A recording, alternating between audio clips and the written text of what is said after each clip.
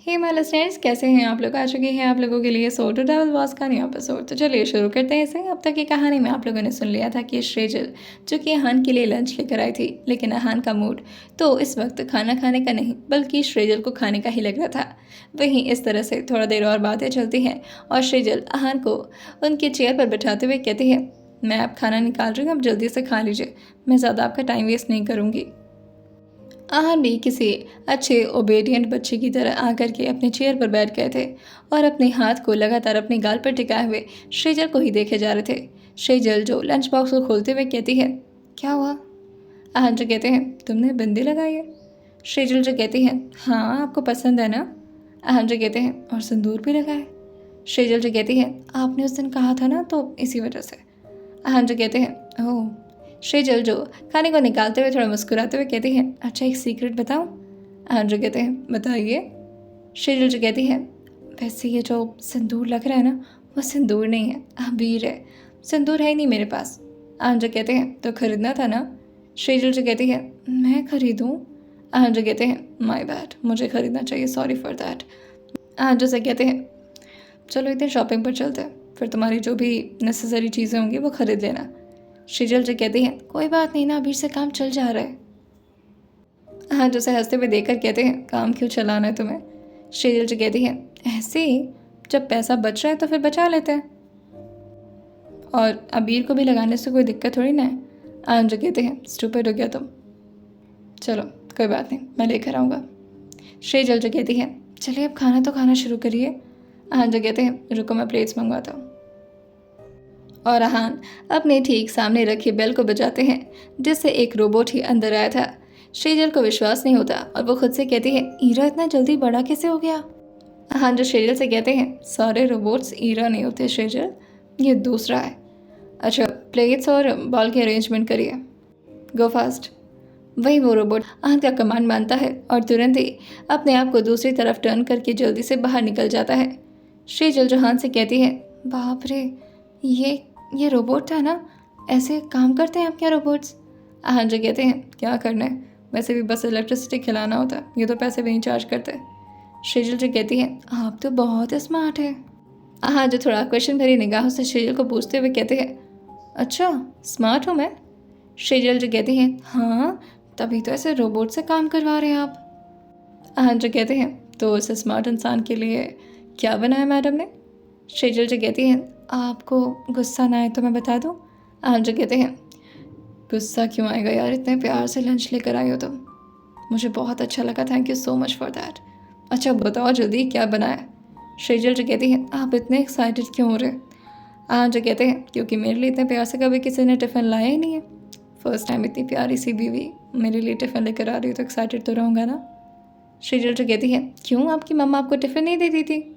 जहाँ अभी तक अहान के चेहरे पर श्रेजल को देख करके सुकून आया ही था कि तभी श्रेजल की बात अहान के दिल तक पहुँचती है और उनके दिल को काफ़ी तकलीफ दे जाती है। अहान जो कि श्रेजल को तुरंत ही टॉपिक चेंज करते हुए कहते हैं, तुम्हें पता है मेरे डैड बहुत अच्छा खाना बनाया करते थे, इवन मुझे भी कुकिंग उन्होंने ही सिखाई है, पार्थिव को भी वही सिखाया।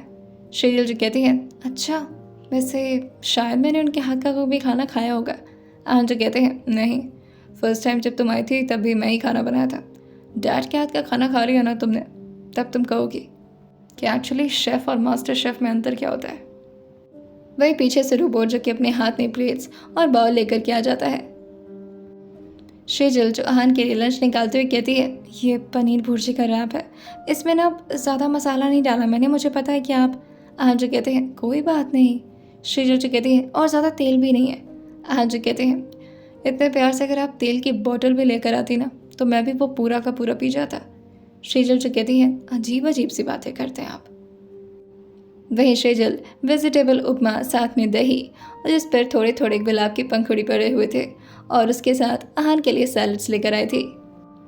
और वो श्रीजल जो पूरी तरह से खाने को सर्व करके अहान की तरफ बढ़ा देती है। अहान जिसको अपनी तरफ बुलाते हुए कहते हैं, इधर आइए, भोग तो लगाइए आप। श्रीजल जो कहती है, क्या बोल रहे हैं आप, खाइए ना, आपको लेट। कि तभी अहान उसको झटके से अपने लाप पर बैठाते हुए कहते हैं, जब तक आप नहीं खाएंगी हम कैसे खा सकते हैं? और फिर वो नाइफ और फोक का यूज़ करते हुए खाना खाना शुरू करते हैं। वो सबसे पहला बाइट श्रीजल की तरफ ही बढ़ाते हैं। श्रीजल जो इतने बड़े बाइट को देखकर कहती है, आप फिर से? हाँ जो कहते हैं, खाओ। श्रीजल बेचारी मुंह बना करके खाना खाना शुरू कर देती है और इसी तरह से अहान और श्रीजल का अब लंच खत्म हो गया था। श्रीजल जो जल्दी जल्दी लंच बॉक्स को पैक करते हुए कहती है, चलिए मैं निकलती हूँ, आपका बहुत टाइम वेस्ट करा दिया मैंने, उसके लिए I am so sorry. Ahaan जो कहते हैं, टाइम वेस्ट करा दिया? तुम तो मेडिसिन हो मेरी।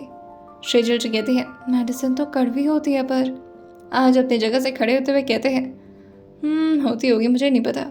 श्रीजल जो कहती है, मतलब मैं भी कड़वी हूँ? हाँ जो कहते हैं, तुमने कभी मुझे खुद को टेस्ट ही नहीं करने दिया। और फिर वो उसके होठों को देखते उसके तरफ थोड़ा झुकते हुए कहते हैं, इजाज़त हो तो टेस्ट कर लूँ मैडम। श्रीजल जहान को रोकते हुए कहती है, आपका ऑफिस बहुत सुंदर है, काफ़ी अच्छा है और इतना स्टाइलिश जगह तो मैंने आज तक नहीं देखा। मूवीज़ में भी मुझे ऐसी कोई चीज़ दिखी ही नहीं आज तक।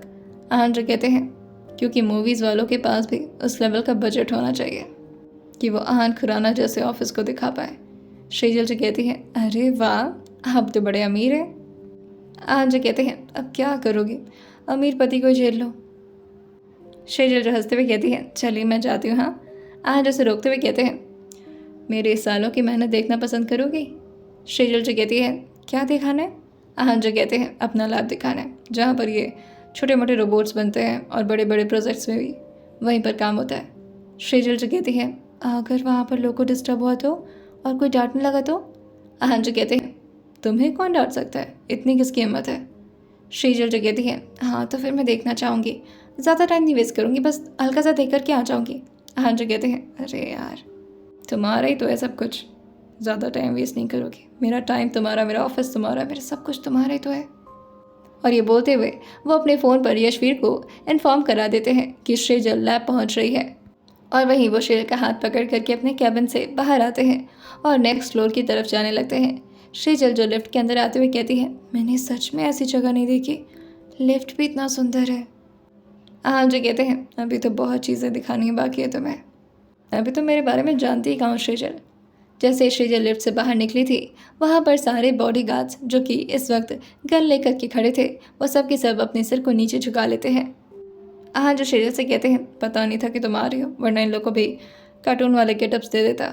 श्रीजल जो कहती है, आप ही ना, अब इतना भी नहीं डरती हूँ मैं, बस कभी कभी डर लगता है। आहान जो कहते हैं, डरने की ज़रूरत नहीं है, तुम श्रीजल खुराना हो, मेरी वाइफ। वहीं वो जैसे ही सामने की तरफ आकर के रुके थे, श्रीजल जो कहती है, इसकी तरफ कहाँ जा रही है, तो दीवार है। आहान जो कहते हैं, दीवार नहीं है स्टूपिड, ये गेट है। जैसे ही वो लोग सामने आए थे, सेंसर से वो दरवाज़ा अपने आप ही अनलॉक हो जाता है। श्रीजल जो अपनी आंखें बड़ी बड़ी करते हुए कहती है, इसे तो खोलना भी नहीं पड़ता है। आहान जो कहते हैं, देख लो। वहीं जैसे ही श्रीजल अंदर की तरफ अपने कदम को रखी थी, इतनी सारी लाइट्स को देख करके पहले तो उसकी आंखें हल्की सी चौंधी आ जाती हैं और उसे ऐसा लग रहा था जैसे वो किसी दूसरे ही दुनिया में एंटर हो गई हो, कोई फ्यूचर दुनिया। हर जगह सिर्फ टेक्नोलॉजीज, लाइट्स और मशीन्स लगे हुए थे। श्रीजल जो कहती है, बाप रे। वहीं जैसे जैसे श्रीजल अपने कदम को आगे बढ़ा रही थी, सब लोग के सिर धीरे धीरे नीचे की तरफ झुकते जा रहे थे। वहीं सारे लोग लगातार श्रीजल को गुड आफ्टरनून भी विश कर रहे थे और श्रीजल सबका जवाब भी दे रही थी। आहान जो से कहते हैं, सबका रिप्लाई करोगे तो थक जाओगी, इतना भी नहीं जेन्युइन बनना होता है। श्रीजल जो कहती है, अरे ऐसे कैसे, इतना प्यार से गुड आफ्टरनून, इतना प्यार से वो लोग मुझे बोल रहे हैं तो मैं उनका रिप्लाई हेलो रिप्लाई कैसे ना दूँ? आहान जो कहते हैं, गजब है यार तुम भी।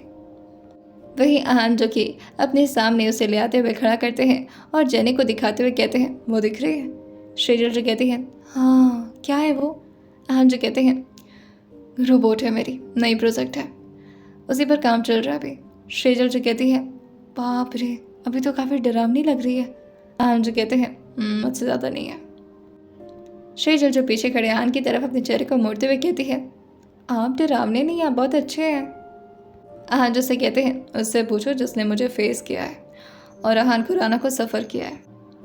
वही श्रीजल आसपास की और चीज़ों को भी ध्यान से देखती है और फिर आहान से कहती है, चलिए चलते हैं, ज़्यादा टाइम नहीं वेस्ट करेंगे। हाँ। आहान जो कहते हैं, चलो। वहीं श्रीजल भी जाते जाते एक चीज़ को नोटिस कर लेती है और वहीं जैसे ही वो उस लैब से बाहर आई थी, वो आहान से पूछती है, सारे लोग मुझे देखकर अपना चेहरा नीचे क्यों कर लिए थे? ऐसा क्यों लग रहा था जैसे वो लोग मुझसे डर रहे हैं। आहान जो कहते हैं, क्यों नहीं डरेंगे, बीवी हो तो मेरी। शेजल जो कहती है, हाँ पर चेहरा क्यों नीचे कर लेते, मैं कोई इनको देखकर खा जाती। आहान जो कहते हैं, अगर तुम्हें ध्यान से देखते तो मैं उन्हें खा जाता ना, इसलिए। शेजल जो अपने चेहरे को हल्का सा हिलाते हुए कहती है, हाँ वीना, सबको कितना डरा धमका करके रखते हैं आप। आहान जो कहते हैं, बस बंदा आपके सामने हाजिर रहता है ऐसे, वरना बाकी लोग के सामने तो। शेजल जो कहती है, हाँ हाँ मुझे भी पता है, मैंने भी देखा आपको डरावने वाला रूप। वही शेजल जो कहती है, चलिए मैं जाती हूँ, ओके, और आप परेशान मत होइएगा, अच्छे से काम करेगा, कोई दिक्कत नहीं होगी, ठीक है। आज उसके फोरहेड को अपने होठों से किस करते हुए कहते हैं, ओके जान, रुको मैं बुलाता हूँ यशवीर को। शेजल जो कहती है, यशवीर जी बिजी होंगे, आप किसी और को। कि तभी यहाँ जो कहते हैं, मैं किसी और पर ट्रस्ट नहीं कर सकता इस मामले में, और वैसे भी वो तुम्हारा ख्याल अच्छे से रखेगा। और वह यशवीर को ही शेजल को छोड़ने के लिए ऑर्डर कर देते हैं, जिससे यशवीर अपने साथ शेजल को उनके मेंशन की तरफ ले जाने लगता है। जब तक शेजल वहाँ पर थी तब तक तो आहान के चेहरे पर थोड़ा सुकून बना हुआ था, लेकिन जैसे ही शेजल गाड़ी में बैठ कर के वहाँ से रवाना हुई थी, आहान का चेहरा फिर से काफ़ी स्ट्रिक्ट हो चुका था। आहान फिर से अपने कैबिन की तरफ आते हैं और अपने कैबिन के अंदर पहुँच जाते हैं। वहीं अब काम पूरी तरह से फिर से शुरू हो चुका था और आहान तुरंत ही ईरा को अंदर की तरफ बुलाने का ऑर्डर दे देते हैं। ईरा जो कहीं पर भी हो, लेकिन आहान की आवाज़ को काफ़ी अच्छे से डिटेक्ट कर लेता था, अगर वो 50 से 60 मीटर के रेंज में है तो। आहान ने जैसे उसे बुलाया था वो तुरंत ही आहान के पास आ जाता है। आहान का कैबिन खुलता है और ईरा धीरे से पूछता है, मे आई कम इन सर। आहान तुरंत ही उसे अंदर आने का ऑर्डर देते हैं।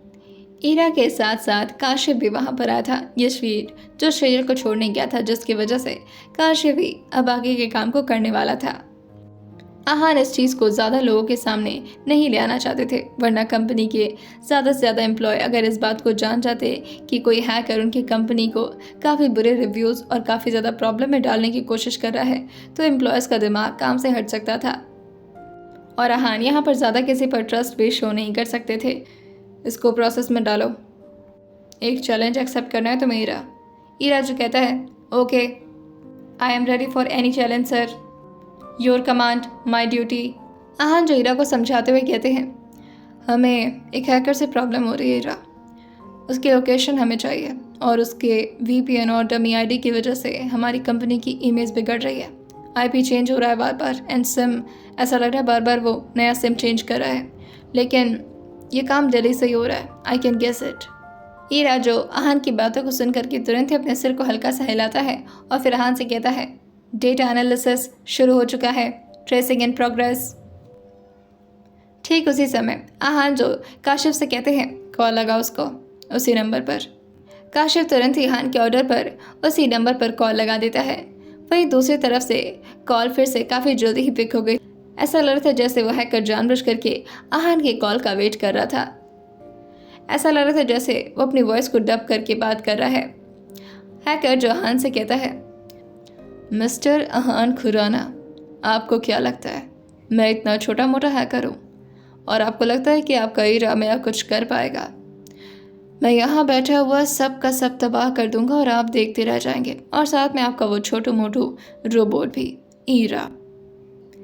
उसकी आवाज़ में बैकग्राउंड शोर आ रहा था जो कि काफ़ी हल्का था, जिसे नॉर्मल इंसान नहीं सुन सकते थे, जैसे रेलवे ट्रैक, हल्की सी मेट्रो की सीट बेल्ट अनाउंसमेंट की आवाज़, उसकी तरह और भी बहुत सारी आवाज़। वहीं अबीरा जो कि उस आवाज़ को काफ़ी ध्यान से नोटिस करता है। आहान जो कि उस हैकर से और ज़्यादा बात करने की कोशिश करते हैं ताकि वो थोड़ा देर और कॉल पर इसी तरह से बना रहे। वहीं आहान जो उस हैकर का जवाब देते हुए कहते हैं, मैंने तुम्हें 24 आवर्स दिए हैं, उससे पहले अगर तुम खुद सरेंडर करते हो तो ये तुम्हारे लिए अच्छा होगा, बाकी तुम्हारी मर्जी।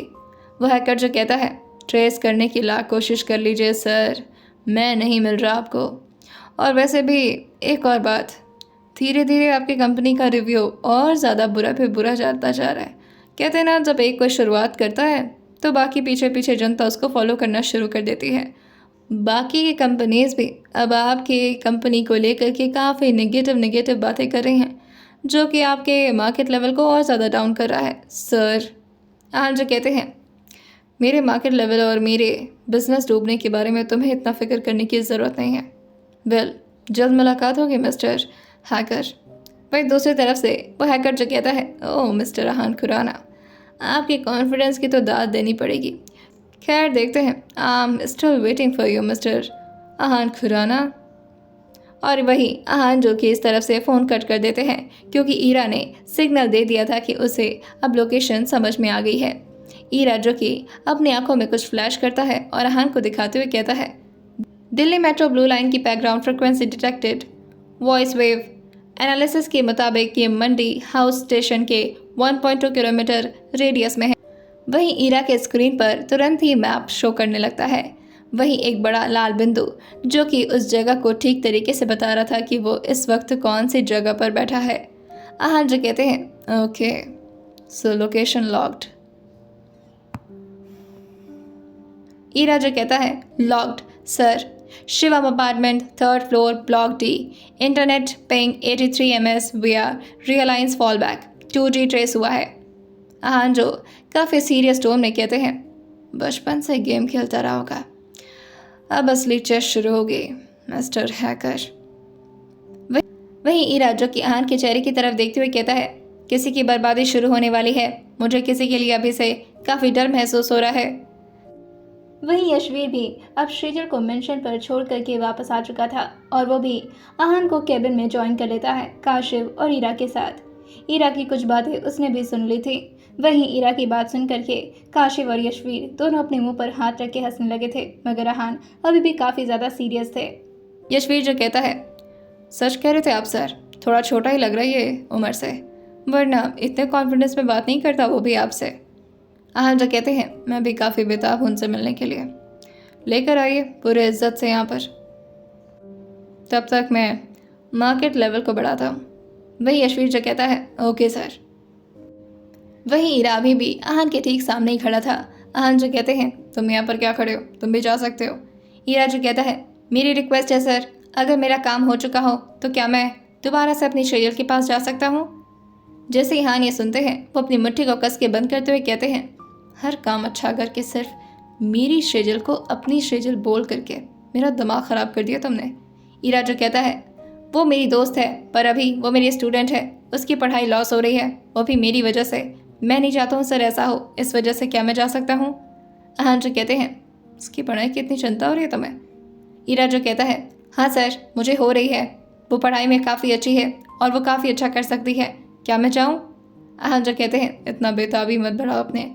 अहान जो कहते हैं, चुपचाप से मेरे साथ शाम को चलना, वो खुद से पढ़ लेगी, कल से तुम्हें वहीं पर रहना है। ईरा जो अपने चेहरे को हाँ मिलाते हुए कहता है, ओके सर एज यू से। आइए जानते हैं आखिर कौन था वो हैकर जो कि कर रहा था अहान के कंपनी के साथ छेड़खानी। आइए जानते हैं अब अहान उसका क्या करने वाले हैं और कौन था इन सारे काम को कराने वाला जड़। आइए जानते हैं आने वाले एपिसोड में और सुनते रहिए सोल टू डबल बॉस सिर्फ और सिर्फ स्टोरी विद सौम्या के साथ।